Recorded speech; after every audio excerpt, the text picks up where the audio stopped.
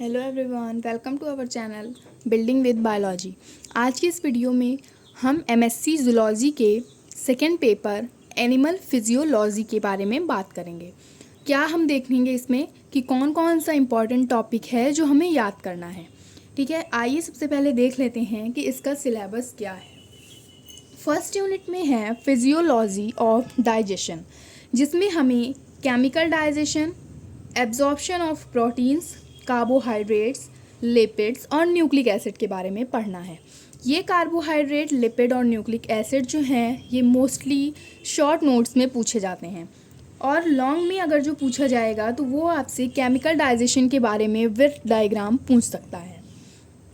उसके बाद दूसरा है एक्सक्रीशंस, जिसमें है होम्योस्टैटिस एंड आयन रेगुलेशन और ऑस्मो रेगुलेशन। ये हमें एनिमल्स के बारे में पढ़ना है, एनिमल्स का सिक्रीशन इसमें हमें पढ़ना है क्योंकि ये एनिमल फिजियोलॉजी है। उसके बाद नेक्स्ट है थर्मो रेगुलेशन, जिसमें है thermal biology based animal categories. Animal की कैटेगरी यानी एनिमल की जो जातियाँ हैं उन पर बेस्ड जो बायोलॉजी है वो हमें जाननी है। उसके बाद है mechanism of thermo regulation. Thermo regulation का मैकेनिज़्म जो है ये लॉन्ग क्वेश्चंस में पूछा जाता है। यहाँ तक समझ में आया? इसका स्क्रीनशॉट लीजिए, फिर आगे बढ़ते हैं, देखते हैं यूनिट सेकेंड में क्या क्या है। सेकेंड यूनिट में है रेस्पिरेशन। रेस्पिरेशन के अंदर हमें गैसियस एक्सचेंज पढ़ना है, टेरेस्ट्रियल भी पढ़ना है और इक्वेटिक भी पढ़ना है। टेरेस्ट्रियल और इक्वेटिक दोनों एनिमल्स के बारे में स्टडी करेंगे हम रेस्पिरेशन में। फिर है रोल ऑफ रेस्पिरेटरी पिगमेंट्स, यानी रेस्पिरेटरी जो पिगमेंट्स हैं उनका क्या भूमिकाएं हैं, क्या अहम हैं, वो किस लिए ज़रूरी है इन एनिमल्स के रेस्पिरेशन में।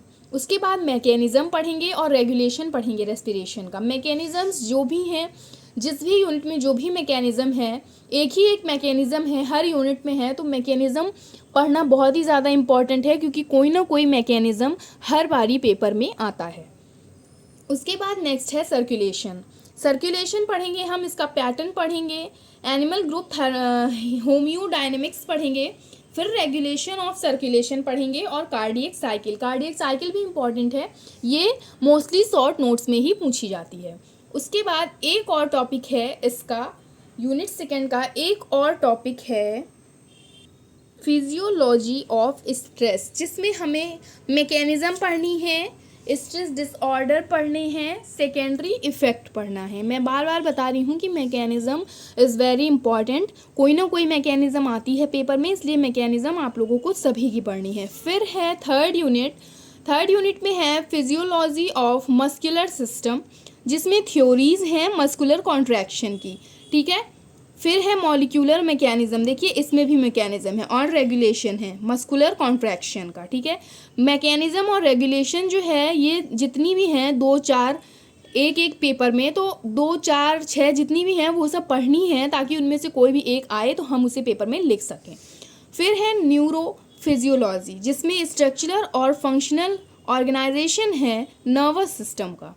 नर्व कॉर्ड जो है केंचुआ हो गया या फिर पाइला हो गया या फिर आपकी झींगा मछली हो गई, इन सब चीज़ों का नर्व कॉर्ड यानी नर्वस सिस्टम के बारे में हमें पढ़ना है। फिर है physical basis of neuronal function, communication along and between neurons. यहाँ तक समझ में आया? चलिए, उसके बाद है सेंस ऑर्गन्स। सेंस ऑर्गन्स में है टच, विजन, हियरिंग और गस्टेटरी और स्मेल। इसके बारे में पढ़ना है, ये शॉर्ट नोट्स में पूछा जा सकता है। उसके बाद लास्ट जो इतने का स्क्रीनशॉट लीजिए, उसके बाद जो लास्ट यूनिट है यूनिट फोर्थ, उसमें देखेंगे कि आगे क्या है। इसमें है एंडोक्राइन सिस्टम, जिसमें हमें एंडोक्राइन ग्लैंड्स के बारे में पढ़ना है। एंडोक्राइन ग्लैंड्स इज ये भी शॉर्ट नोट में पूछी जाती है। उसके बाद है दियर सिक्रीशन, फिजियोलॉजिकल रोल, इसमें भी एक मैकेनिज़्म है एक्शन हार्मोन्स की, वो पढ़ना है।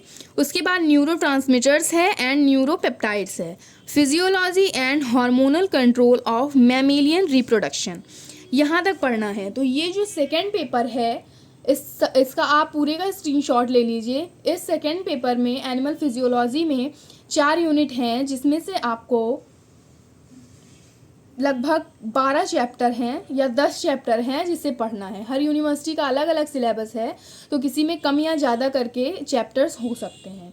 यहाँ तक समझ में आया? ये सेकेंड पेपर का सिलेबस है। इस सिलेबस को नोट कर लीजिए ताकि आगे याद रखने में आसानी हो, और मेरे चैनल को सब्सक्राइब कर लीजिए ताकि आने वाली हर वीडियोज़ आप तक पहुँचती रहें। Thank you so much.